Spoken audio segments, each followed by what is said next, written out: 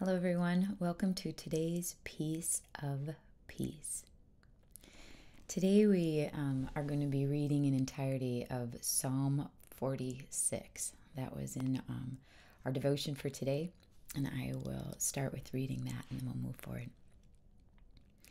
God is our refuge and strength, an ever-present help in trouble. Therefore, we will not fear though the earth give way, and the mountains fall into the heart of the sea, though its waters roar and foam, and the mountains quake with their surging. Selah. There is a river whose streams make glad the city of God, the holy place where the Most High dwells. God is within her. She will not fall. God will help her at break of day. Nations are in uproar. Kingdoms fall. He lifts his voice, the earth melts. The Lord Almighty is with us. The God of Jacob is our fortress. Selah. Come and see the works of the Lord and the desolations he has brought on the earth. He makes wars cease to the ends of the earth. He breaks the bow and shatters the spear, and he burns the shields with fire. Be still and know that I am God. I will be exalted among the nations. I will be exalted in the earth. The Lord Almighty is with us. The God of Jacob is our fortress. It's a pretty powerful word for today, especially with what's happening in our world. He breaks this up with 3 different pauses where he says Selah. It just means to stop and reflect on the power of God, the majesty of God, the profoundness of the word that was spoken. Let it sink in. When you go back and reread this today, which I hope you do, I hope you reread the scriptures that I have been bringing to you and let God speak to you personally, because he does speak to you personally. I pray more and more that you'll take these scriptures and you'll start to go, what do you want to say to me about this, God? And let you hear from him. Let you hear from him. Start practicing that. Start practicing that. It is profoundly will change your life. It will profoundly change your life.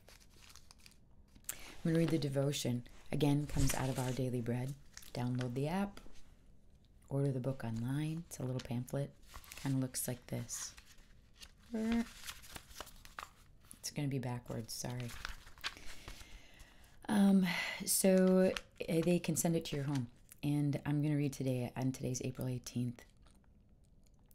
In the midst of our COVID-19 pandemic, I'm going to be reading to you a little devotion written by Anne Selah.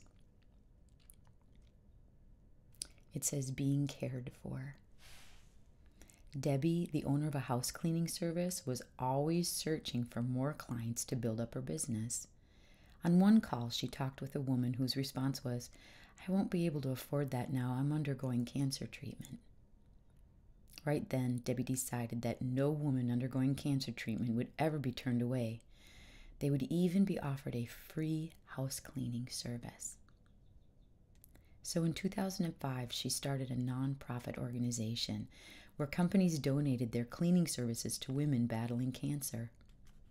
One such woman felt a rush of confidence when she came home to a clean house. She said, for the first time, I actually believed I could beat cancer. A feeling of being cared for and supported can help sustain us when we're facing a challenge.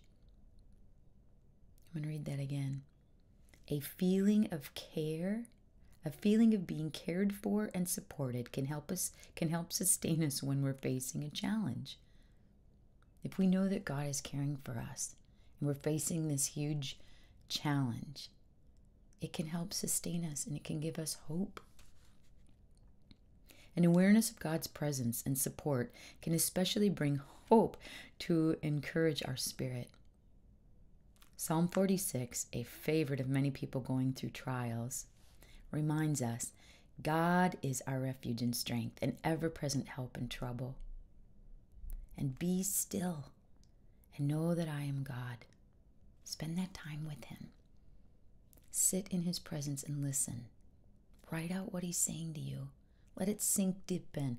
Let Selah, let that rest in what he's saying to you sink deep inside of you. Be still and know that I am God. I will be exalted in the earth. The Lord Almighty is with us. Reminding ourselves of God's promises and his presence with us can be a means to help us renew our hearts and give us the courage and confidence to go through the hard times. The little prayer she writes, I'm grateful, God, for your presence and your promises. May I live out an attitude of confidence in you and your ability to sustain me, not in our own power, but in his. Not in our own, but in his. Hear that? Not our own sufficiency, but in his. Which brings me to our little dessert again, Jesus calling. There's one little thing that I want to bring out. There's a reference to this in a daily provision of manna. And if you don't know what that is, when the Israelites were enslaved in Egypt, and God brought them out of Egypt, and he parted the Red Sea so they could go into freedom and not be slaves anymore, but be his people and he would be their God. He daily provided them with manna, which was something that they needed to eat. He gave them food daily. They would gather it off the ground. It was something like a grain. They would eat it just that day, not save any for the next, and he provided it daily and daily and daily. So it wasn't like they could, harvest it and store it up, because it would just go bad. And they would need to be dependent on him every day for what they needed to sustain themselves. He sustained them. They didn't sustain themselves. So that leads us into this reading for today. He says, peace is my continual gift to you. It flows abundantly from my throne of grace.